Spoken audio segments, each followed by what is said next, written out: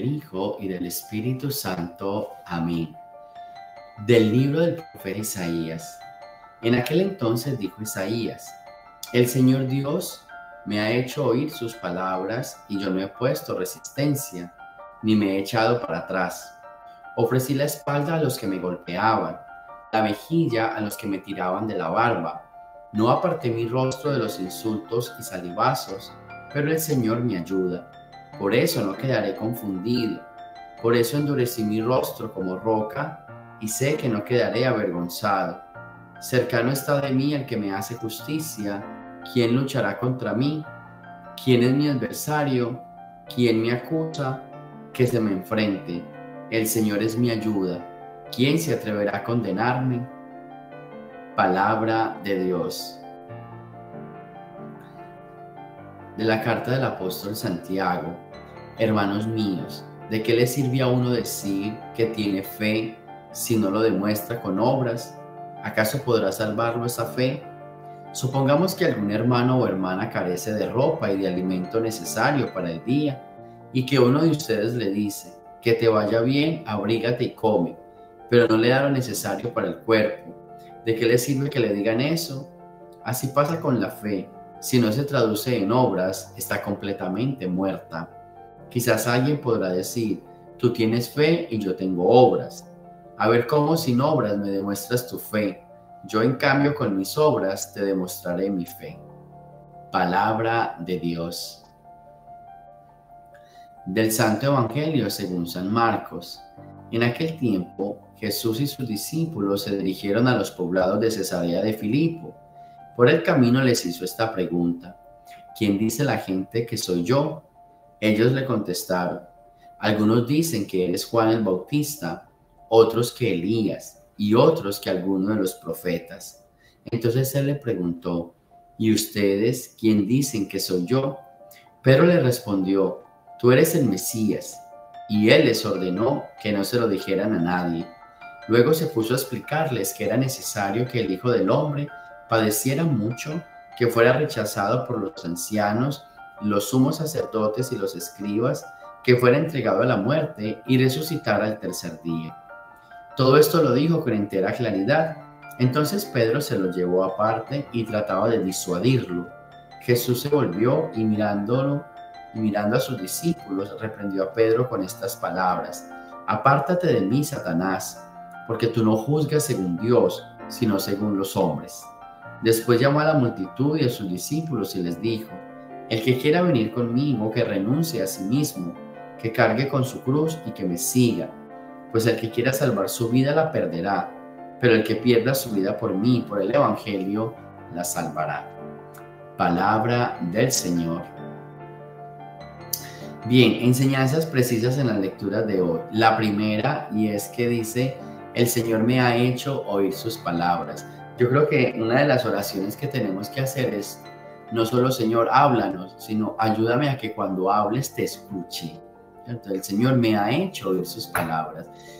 Nos falta un poco esa práctica, porque nos habla siempre, nos da mensajes, nos envía profetas siempre, pero yo escucho, yo me dispongo. Esa es la frase de la disposición, la frase de la escucha. Es que muchas veces en el día a día podemos recibir esas palabras, pero no las escuchamos, no las hacemos vida. Entonces, una oración que tenemos que hacer: Señor, hazme escuchar tu palabra. ¿Sí? Yo sé que tú me das palabra, pero ayúdame a escucharla. Yo necesito escuchar tu palabra, ¿sí? Que eso es bien importante. Entonces, y lo mismo pasa en nuestra vida, con nuestra familia.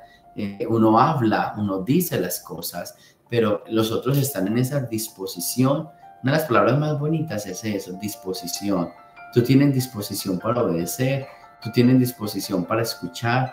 La palabra disposición es una palabra que nos ayuda a todos a entender de que por más que nosotros escuchemos la palabra de Dios, por más que nosotros permanezcamos en Dios, pero si no hay disposición de cambio, si no hay disposición para hacer las cosas, no podemos. Yo creo que se viene acomodando mucho a la palabra voluntad. La disposición es la voluntad de hacer las cosas, la voluntad de cambiar, la voluntad de reconocer que está bien y que está mal. Entonces, en la primera lectura, La invitación es, estemos dispuestos a mejorar, estemos dispuestos a escuchar, estemos dispuestos a reconocer nuestros errores. Y luego viene la segunda lectura hablando de la fe y de las obras. Es bien bonito porque, claro, la fe se traduce en obras. Hay gente que cree que la fe es simplemente creer en Dios y ya, pero ¿cómo lo demuestras que estás creyendo? Ayudando al necesitado, siendo compasivo, siendo misericordioso, prestando una mano, pero no es quedándote y diciendo, oh, yo le rezo mucho al Señor, le tengo mucha fe en Él, y ya. Entonces Santiago está diciendo, mira, está bien que tengas fe, pero demuéstralo con las obras, con lo que haces, ¿cierto? Muchas veces les he dicho esta frase, yo creo que ya se la saben de memoria, pero vuelve y juega porque ya se acomoda aquí. Si tú dices que tú quieres al Señor, que se te note. O sea, a mí esa frase me gusta tanto y yo sé que la repito mucho, pero es que es tan profunda. Hay gente que dice que cree en Dios, pero no se le nota.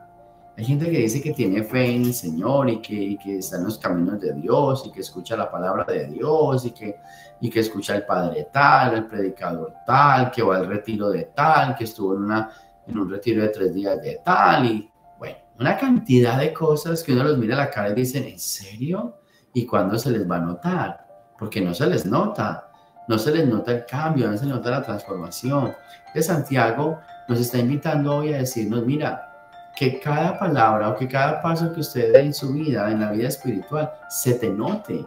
Que ese amor, que esa disposición, que toda esa profesión de fe que tú tienes hacia Dios, se te note. Se te note y se note con la propia vida. Entonces, es bien importante esta segunda lectura en ese sentido. Una fe traducida en obras. No basta solo con rezar. Ponga en práctica lo que reza. No basta solo con hablar de Dios. Viva aquello de lo que estás hablando. ¿Cierto? Son dos cosas bien interesantes. Ponga en práctica lo que reza y vive aquello de lo que estás hablando, aquello de lo que crees, para que tu fe sea creíble. Yo creo que la frase bien bonita es esa. Nuestra fe tiene que ser creíble. No es un invento, no es una falsa, no, es una fe creíble. Y es creíble porque no es lo que yo digo, es lo que yo hago. Esas son las obras que ponen en fuerza mi fe. Las obras reafirman la fe. Entonces, cada acto que yo hago reafirma lo que es mi fe. Y la gente va a creer no por lo que está escuchando, sino por lo que está viendo. Porque mi fe se vuelve hecho, se vuelve realidad. Entonces, cada uno de nosotros, cuando amamos a Dios, cuando escuchamos la palabra de Dios, coloquemos siempre en práctica.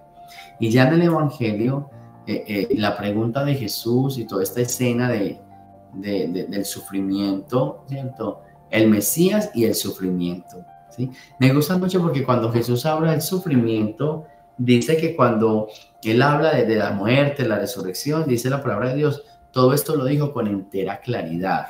¿Qué significa? De que sí vamos a tener un paraíso, de que sí somos hijos de Dios, de que sí el Padre Celestial nos acompaña, pero vamos a atravesar una cadena de sufrimientos. Porque es que hay gente que quiere seguir a Dios sin sufrir, ¿cierto? Entonces viene un sufrimiento y dice, oh, yo no sé por qué, si yo soy de oración, yo creo en Dios. ¿Cómo así? Y es que usted quiere llegar al paraíso así, limpio, sin sufrimiento. No, señoritas, aquí nos espera una cadena de sufrimiento. Hay gente que quiere servir a la iglesia sin sufrimiento. Quiere ser el presidente del ministerio sin sufrimiento. Quiere ser el coordinador, el líder del grupo sin sufrimiento. Ah, no, así no vas a llegar al reino de los cielos. Al reino de los cielos se llega habiendo pasado una cadena de sufrimientos. Todo por amor a Cristo. Todo en el nombre del Señor. Entonces, este domingo Dios nos está diciendo, te espero en el paraíso. Pero esta es la cadena de sufrimiento. Y no solo lo dijo, lo hizo.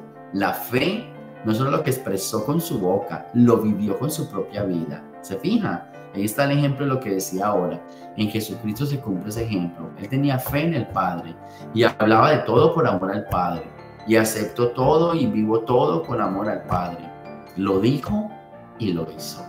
Eso se llama que Jesucristo tiene fe y fe en Dios.